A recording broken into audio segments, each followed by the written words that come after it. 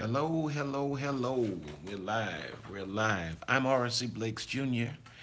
And if you're watching me for the first time, I want to say thank you. I really appreciate it. I may talk a little low. I'm in the house with my family, and some of them are taking naps. So if I seem to be a little timid in my voice, that would be the reason why. If you can, share this on whatever platform you can, be it Facebook. If you can, I don't know how you share um, on YouTube, but whatever you do, whatever you guys do to share it, help me get the word out. I want to look at something today. I've been on this thing. I see some of my people coming in. I've been on this thing relative to the upgraded life. And for 2018, for our ministry, for New Home Family Worship Center, our theme is going to be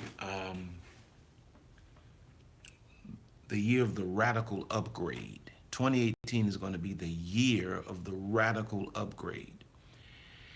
And so I've been just, from week to week, I've been on this theme, the upgraded life. And I did not get a chance to minister in either of the locations on Sunday. And so I thought to just bring this message to um, to my YouTube family, and I may share it um, with Facebook and what have you. But I want to talk today about how to upgrade your self-confidence, upgrading your self-confidence. And so many of you need this. I'm glad to see so many of my daughters and my sons coming in. People often say when they watch the replay, I wish you wouldn't talk to people. Well, it's not like I'm just recording this for YouTube. This is a community and it's interactive. People talk to me and I talk back. So if you're watching this and you don't understand that, that's why you'll hear me break from my line of thought many times or sometimes to address certain individuals. It's because this is a community. If you follow me on Facebook, YouTube, or Periscope, you get a feel for what I'm talking about. Um, but let's look at this. Let's look at this. Upgrading your self-confidence. Upgrading your self-confidence, because a lack of confidence can cancel your faith. A lack of confidence in yourself can cancel your faith. If you don't believe in yourself, it is as, listen to this statement very carefully and invite others to come in. If you do not believe in yourself, it is as debilitating as if you did not believe in God. Marcy, if you don't believe in yourself, it is as debilitating as if you did not believe in God. There is a certain consciousness that you and I must have and maintain to succeed or to be effective in life. And that's a consciousness of God awareness and self-awareness. If I believe in God and if I believe in myself, nothing is impossible. If I believe in God and if I believe in myself, nothing is impossible. In Joshua chapter 1, verses 6 and 7, God says to him, "Be strong and of a good courage, of a good courage. For unto this people shalt thou divide for an inheritance the land which I swear unto their fathers to give them. Only be thou strong," watch this, "and very courageous," of a good courage, be very courageous, "that thou mayest observe to do according to all the law which Moses my servant commanded thee. Turn not from it to the right hand or the left, that thou mayest prosper whithersoever thou goest." He tells him, and if you read the full context, you see God tells him over and over again, only be thou strong, only be thou courageous. Speaking of what? Have the confidence that you can carry out the thing that I've assigned to your hand. When you lack self-confidence, when you lack confidence in your ability to do what God has assigned to your hand, you really put a ceiling on your destiny.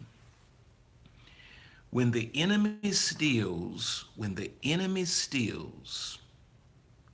your confidence, he has robbed you of your usefulness to the world, and more importantly, your usefulness to yourself and to God.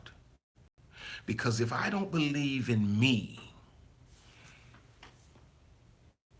when you look at the life of Elijah, for those of you who are Bible readers, and I'm aware that everybody that follows me on YouTube is not necessarily Christian, but if you look up in the Bible, the story of Elijah was one of the premier prophets of the Old Testament. And it was after Elijah had come down off of his greatest victory in God. He had seen God do the supernatural. He defeated all of the false prophets and priests of Jezebel, prophets of Baal, hundreds of them. I think nearly 700 or 800, something like that. But after he got through with that victory, after he had seen the power of God deliver him and give him victory over all of these false prophets, Jezebel, a demonic woman who was married to a king, sent him message that the same thing that happened to her prophets would happen to him. And Elijah started running for his life. And the story goes that Elijah runs and he hides in this cave. And there you find God calling Elijah out of that cave and asking him what's really going on. And really it's from that point that God tells Elijah that there's a young man by the name of Elisha. Some say Elisha. And he tells him to go and throw his mantle on him. And really, when you look at the story, the way the story goes, Elijah goes from his greatest victory to losing his confidence to the point he's running from a woman, to God telling him, go and find your replacement. It's almost as if God fired Elijah because Elijah lost his confidence. When you lose your self-confidence, you become useless to others, yourself, and even to the purposes of God. And God replaced Elijah that day with a young man by the name of Elisha. Now, I want to give you some keys to upgrading your confidence. I think it's 1, 2, 3, 4, 6 things I want to share with you, and then I'm out of your hair for today. Keys to upgrading your confidence. Have you invited somebody to come in here and to share with us? If you're watching this, please share it. Invite others to come and to subscribe to my channel. I believe it'll be a blessing to them. Number one, if you're going to upgrade your self-confidence, if you're going to take your confidence from where it's been to where you need it to go, number one, there's my son, Dr. Felix. I love you. You must learn to know yourself. You must learn to know yourself. The worst enemy we face in terms of, watch this, an insufficient self-confidence is the one looking back at us in the mirror every morning. You do more to destroy your self-confidence than any outside force. The thoughts you think, the memories you repeat, we take our past defeats, we take our mistakes, and we take our negative conditioning into consideration on a daily basis. Every time God calls us to go to the next level, the first place our minds bring us to are our defeats, our mistakes, our negatives. And we consider these negative things, these debilitating thoughts on a daily basis. And this mindset makes it nearly impossible to see ourselves strong enough or capable.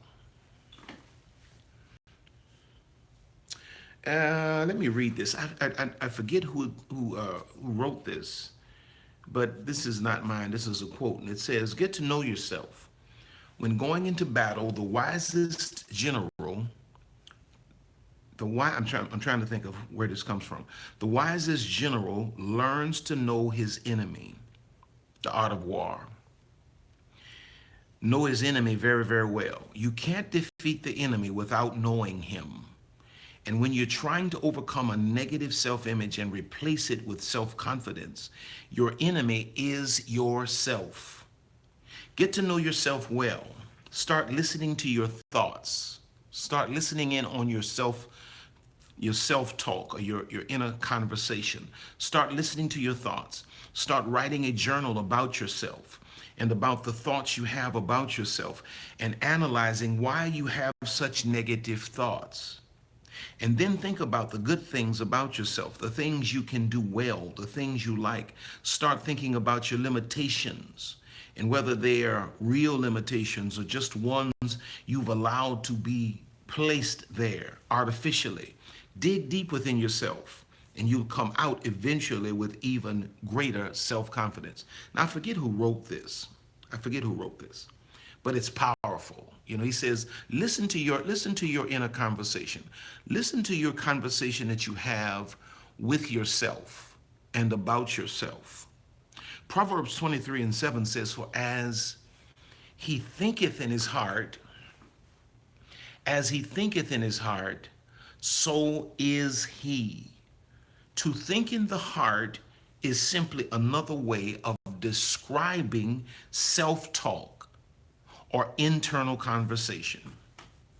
And when you look through the scripture, the Bible promotes what psychologists may term as replacement thoughts. In other words, before you take a thought to be law, think about the thought, the source of the thought, the impact of the thought on you emotionally and psychologically. And if the thought does not serve you well, then replace the thought with another thought that will put you in a better place. Take the negative internal conversation and reverse it. Is this helping anybody? Take the negative internal conversation and reverse it. Somebody say, I can't get this broadcast. I don't understand that. Email me at pastorrcblakes@gmail.com. So, number one, learn to know yourself. Pay attention to yourself. Pay attention to your thoughts. Pay attention to what you think about yourself and why you think the things you think about yourself. Where did these self-thoughts originate? Did these thoughts come from God? Are these really your original thoughts about yourself? Negative thoughts are never original. They're never originated from within us. They always come from without. The thoughts that originate within us come from God, and God generates a positive self-image of ourselves.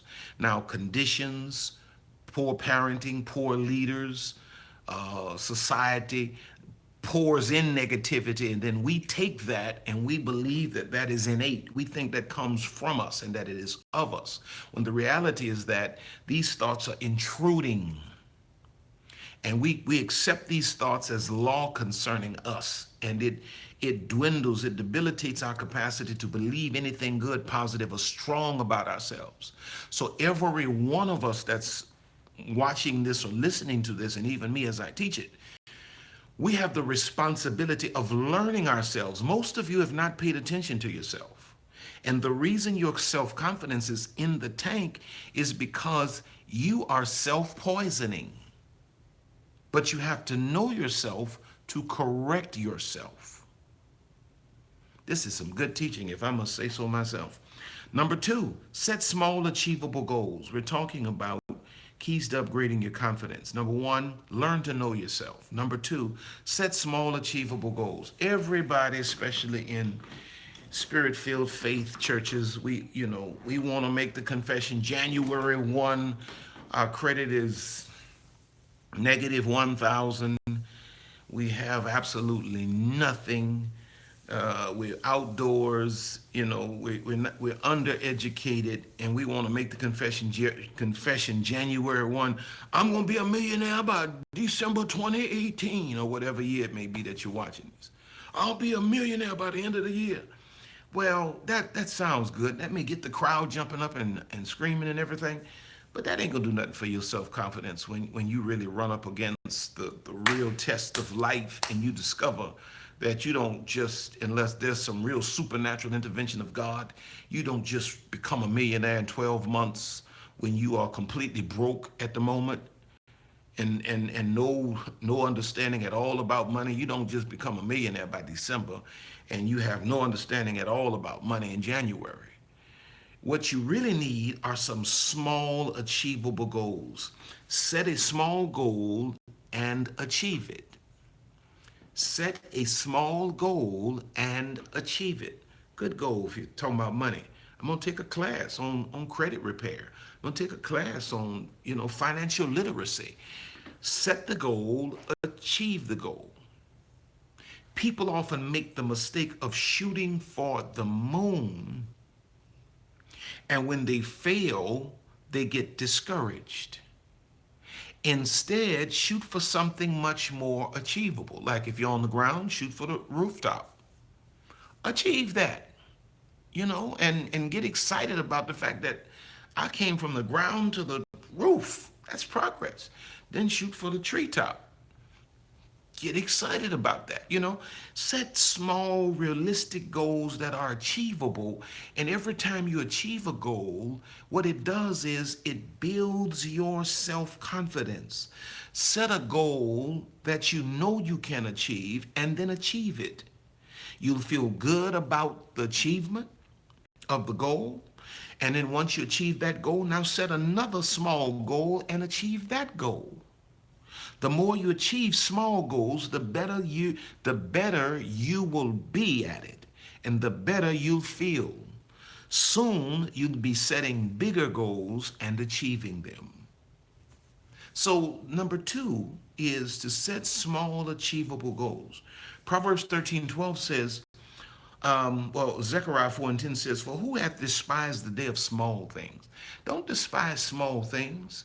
If you follow me around, if you're ever in the streets with me, I can have a pocket full of money.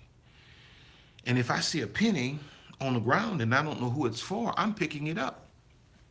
Because every million starts with a penny. I don't despise small things. And see, there are a lot of you who want to see these miraculous things happen in your life, and you've not even seen the simplest things. You've not achieved or attained to the simplest things.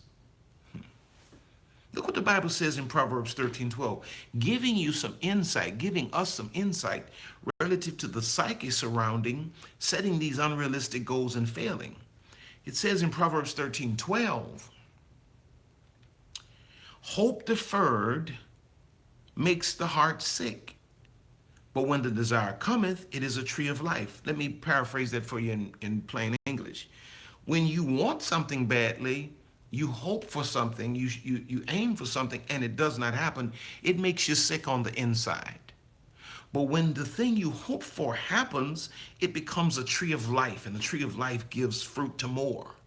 Well, if you're constantly setting these unrealistic goals and you're constantly not getting them, you are sickening yourself on the inside. You're killing your self-confidence. You're destroying your faith.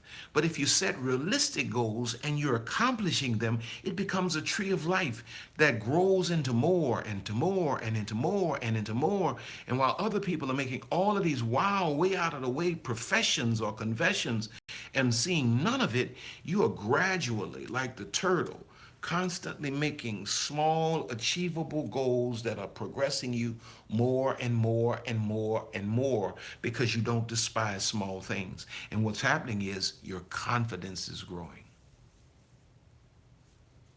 Thank you, new subscriber. Thank you so much.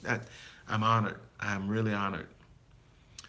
Number 3, surround yourself with wise counsel. It upgrades your confidence, You don't need to know everything in life. Let me help you. Napoleon Hill, I think it was, who says you don't need to know everything. Everybody's trying to learn everything. I don't need to learn or commit to memory what I can go and get out of the library. I don't need to master. I don't need to master law.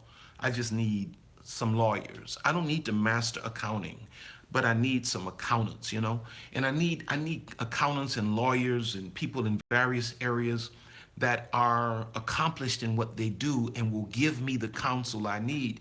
And when I know I have a strong lawyer or a strong accountant, I'm not worried when stuff arises because I'm surrounded by wise counsel. Some of you are lacking confidence because you don't really have any muscle in your circle. You don't really have any muscle in your circle. Some of you lack confidence because you're surrounded by people who know, most of you are surrounded by people who know less about life than you do. When you surround yourself with wise counsel, it builds your self-confidence because you know what? You're surrounded by the wisdom that you need to encounter any kind of situation that you might have to deal with. Is this making sense to anybody? I know my face is broken out, but I thought not to get on here, but hey, I'm not that vain. We got to get this word. Surround yourself with wise counsel. It will upgrade your confidence. Proverbs 11:14 says, where no counsel is, the people fall. But in the multitude of counselors, there is safety. So some of you got to go to work on your circle. You got to get smarter people in your circle. It's going to build your self-confidence. And when you go and you can call your friend and they have more to talk about than, what they're buying at the mall or what kind of music they're listening to or what party's going on, but they're really educating you relative to the ways of success in life, it builds your self-confidence. Thank you, Liz. Thank you. Number 4. Now, this is a big one. Keys to upgrading your self-confidence. Number 1, we said, was learn to know yourself. Listen to yourself talk. Learn yourself. You can't control yourself if you don't know yourself. Number 2, set small, achievable goals and build on it. Build on it. Build on it. Build on it gradually, like the tortoise and the hare, turtle and the rabbit racing. Rabbit had the speed, but the turtle had small, progressive, consistent, and he won. Number 3, surround yourself with wise counsel. It'll upgrade your confidence. Number 4, gain the experience from the mistakes you've made in life. It will upgrade your confidence. See, now listen to this very carefully. This is what I'm getting ready to share with you now is a profound statement that can radically change your life from now on. If you hear nothing else I say, what I'm getting ready to say to you now can radically shift your life psychologically and emotionally from now on. When you're faced with hardships or mistakes, you can either take away from that moment where you've made a mistake, you can either take the pain, the shame, or whatever other million negatives we take away from mistakes. You can take the pain or the shame away from it, or you can take the lessons away from the mistake. Now watch this. You can't take both. You can't take the lessons from the mistakes and take the pain and the shame from the mistakes as well. If you're going to take the lessons from it, you got to leave the pain and the shame where they lie and take the lessons from the mistakes. And when you take the lessons from the mistakes, what happens is the mistakes make you stronger. New subscriber, you are a blessing to me more than you know. Thank you. Thank you. That blesses my heart. So gain the experience from the mistakes made. It will upgrade your confidence. The reason I'm so certain about what I teach and my message And the reason I'm not shaken by naysayers is because I've made all of the mistakes. And at one point, I was constantly dragging away the weight of the pain and the shame, and I was learning nothing. One day, I decided to leave the pain and the shame with the mistake, and I started taking the lessons and the wisdom from it. And then I started growing in my understanding of life. I started growing in my understanding of how life works, what doesn't work. And it increased my self confidence because I had made all of the mistakes and had gotten all of the t shirts. But how many folk are experiencing tremendous setbacks, mistakes, failures that provide tremendous wisdom, but they can't even extract the wisdom because they're just kind of groveling in the shame. I can't believe I did that. Well, you did do it. It's done. You can't undo it. Take the lesson from it and learn. That's why so many people make the same mistakes over and over again. You never took the wisdom which would have elevated you. You just took the shame and the pain, which oftentimes causes you to repeat it. My son's friends are coming here now. Psalm 119:71 says, "It is good for me that I have been afflicted." Watch this, that I might learn thy statutes. James 1:2-4 says, "My brethren, count it all joy when you fall into many kinds of temptations, knowing this, that the trying of your faith worketh patience. But let patience have a perfect work, that you may be perfect and entire, wanting nothing." Now he got his friends coming and he not answering the door. I got 3 other people in this house. Nobody hears the doorbell. I'm on this. Number 5. Living right before God. Y'all wait right there. Let me open this door.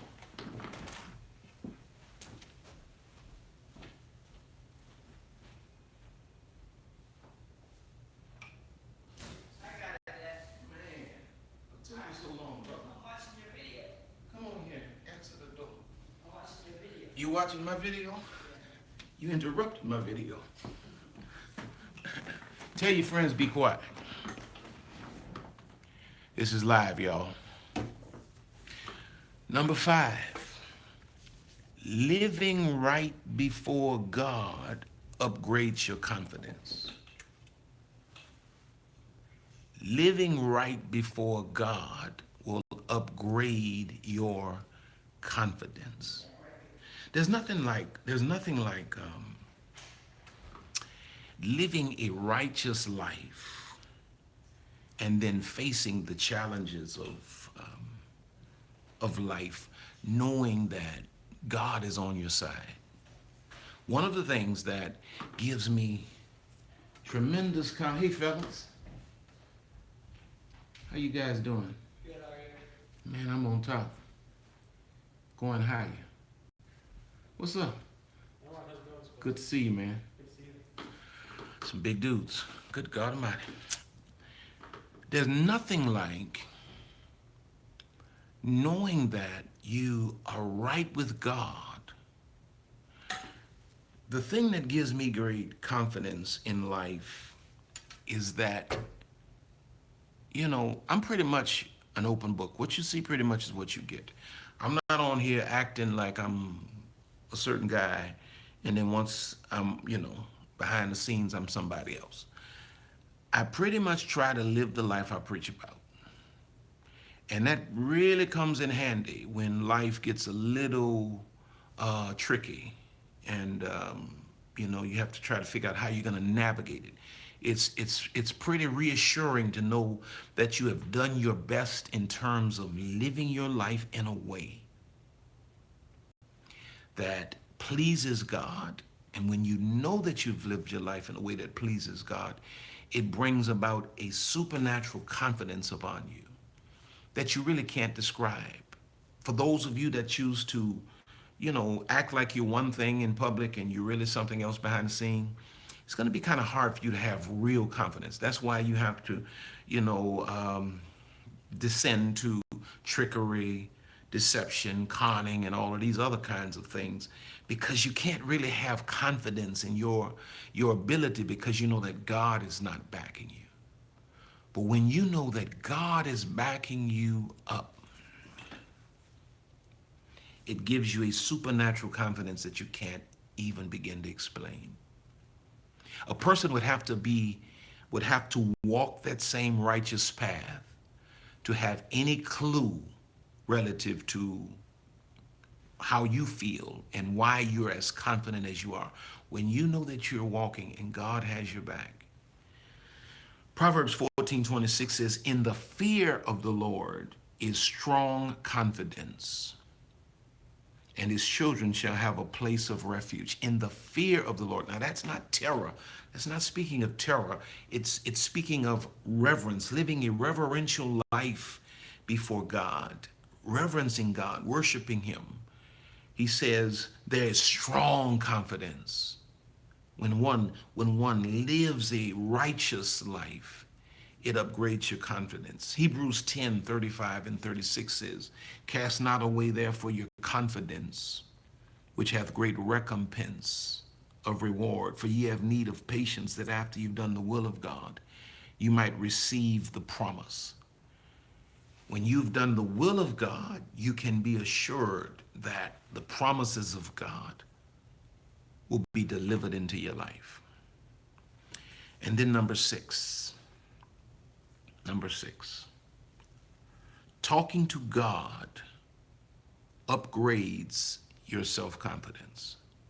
Developing a healthy and sincere prayer life upgrades your confidence. There will be so many times in your life where there will be no one for you to talk to. No one will lend their ear to you. But when you develop a sincere, not a religious, but a sincere communion with God, and you develop your prayer life where you talk to God on the regular, it upgrades your self-confidence. There have been things that I've done. I've been on some platforms and done some things that I never dreamed I would do. And honestly, when I would approach certain opportunities, sometimes, man, my knees would be clapping together like that. If you could just listen, you could hear my knees just shaking together, like, terrified out of my wits, and then pulled to the side and just had a conversation with God. And in moments, the reassuring presence of the Holy Spirit comes upon me. And wherever I pulled off to, when I come back from that place, I come back with a certainty. It looks like a self-confidence, but it's really a God confidence. That I know the one who was called me and who is in me and is for me has already. So developing your conversation with God, let's call it that. That's all prayer is. It's a conversation. Will upgrade your self-confidence. In 1 John 5:14 and 15, it says, and this is the confidence that we have in him, that if we ask anything according to his will, confidence we have in him, that if we ask anything according to his will, he heareth us. And if we know that he hear us, whatsoever we ask, we know that we have the petitions that we desired of him. So developing your prayer life is a massive, massive plus in building your self-confidence. I hope you all got something out of this today. I apologize for the little interruption. And it's real life, though. If you're not following me, I'd love for you to subscribe to my channel. If this is your first time. And you can email me at pastorrcblakes@gmail, rcblakes@gmail.com, Blakes with an S on the end. And of course, go to my website, rcblakes.com. You'll see all of my books there, all of my conferences.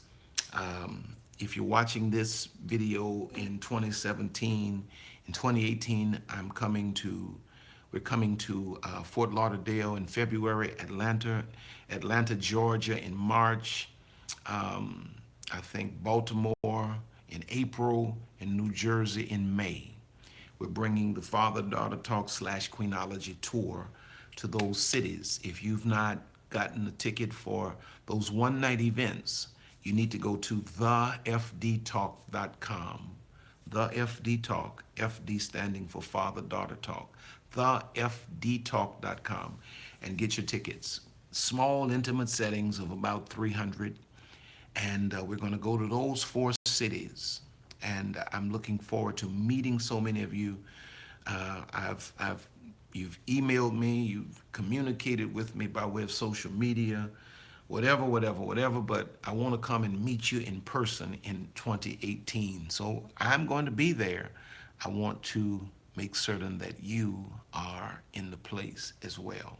So I love you guys. Thank you so much for your time this afternoon. I just thought to come and bring this to you. I hope you have a great day as this year winds down. Get ready for a radical upgrade in 2018. God bless you guys now. I'll talk to you soon.